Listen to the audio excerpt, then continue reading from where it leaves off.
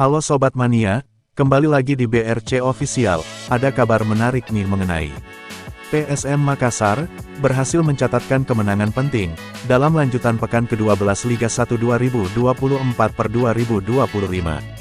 Pasukan Ramang, menaklukkan Borneo FC Samarinda dengan skor tipis 1-0 di Stadion Batakan, Balikpapan, Senin, tanggal 2 Desember tahun 2024. Gol tunggal kemenangan ini dicetak oleh pemain asal Senegal, Latir Fall, pada menit ke-16. Dalam sesi konferensi pers usai pertandingan, Latir Fall mengungkapkan kunci kemenangan PSM. Menurutnya, seluruh pemain bermain dengan semangat dan hati yang penuh. Kami sangat senang dengan kemenangan ini. Kami melawan tim yang sangat kuat, dan kami memberikan pengorbanan maksimal di pertandingan, ujar Latir, dikutip dari laman resmi PT LIB, Selasa tanggal 3 Desember tahun 2024. Ia juga menyoroti arti penting dari 3 poin yang diraih, terutama, mengingat kondisi fisik para pemain yang kelelahan. Hal yang paling penting, di pertandingan ini adalah 3 poin yang kami dapatkan. Kami tahu, kami lelah, tapi kami tetap berjuang, lanjutnya. Sementara, manajemen PSM Makassar angkat suara, terkait pelatih Bernardo Tavares, yang mengeluhkan gaji pemain menunggak. Manajemen PSM menyadari persoalan ini, namun dalam kondisi yang terkendali. PSM memang punya masalah, kita memang punya problem. Toh semua klub juga alami ini, apalagi PSM yang dengan segala yang harus ditanggung, karena kita tidak bermain di tempat sendiri, kata manajer PSM Makassar Muhammad Nur Fajrin kepada Detik Sulsel, Senin, tanggal 2 Desember tahun 2024.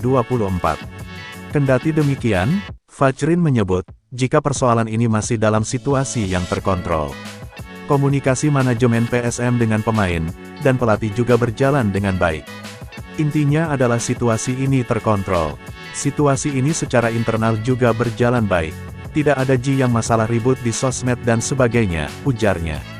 Kalau memang kami lepas tangan, kenapa anak-anak tidak ribut? Kenapa baru sekarang diributkan? Kan itu jadi problemnya, tambahnya. Lebih lanjut, Fajrin mengaku heran dengan pernyataan pelatih Bernardo Tavares. Apalagi, kalau disebut penunggakan gaji pemain, sampai 4 bulan. Memang ada problem, tapi tidak sampai 4 bulan. Tidak sebesar masalah yang disampaikan pelatih, imbuhnya. Fajrin berharap, persoalan ini tidak dijadikan dalih bagi tim untuk menyerah sebelum bertanding.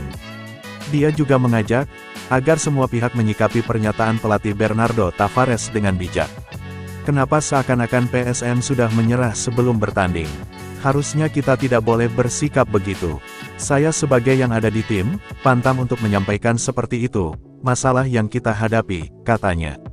Ayo kita sikapi pernyataan Tavares secara bijak. Jangan sampai, saya secara pribadi, masalah ini menjadi pembenaran atas apapun hasilnya di pertandingan, tambahnya.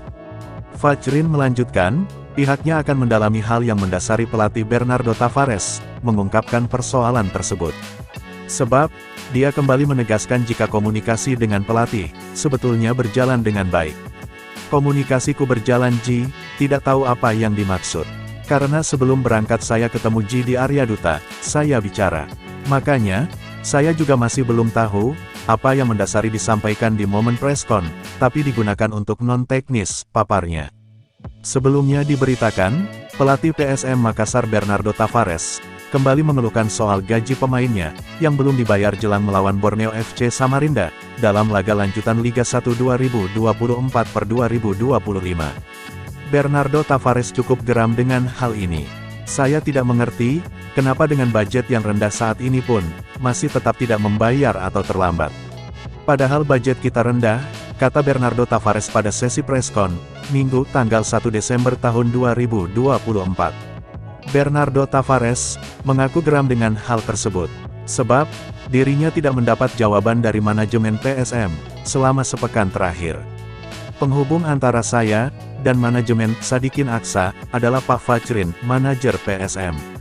Yang mana saya tidak mendapatkan jawaban dari beliau sepanjang minggu lalu, ujarnya. Saya meminta untuk menemui saya, namun tidak ada jawaban. Mungkin setelah saya berbicara di press seperti ini, mungkin saya akan dapat jawaban, tambahnya. Nah itu dia sobat untuk update kabar hari ini. Bagaimana pendapat kalian sobat? Tulis pendapat kalian ya sobat, dan jangan lupa like, komen dan subscribe.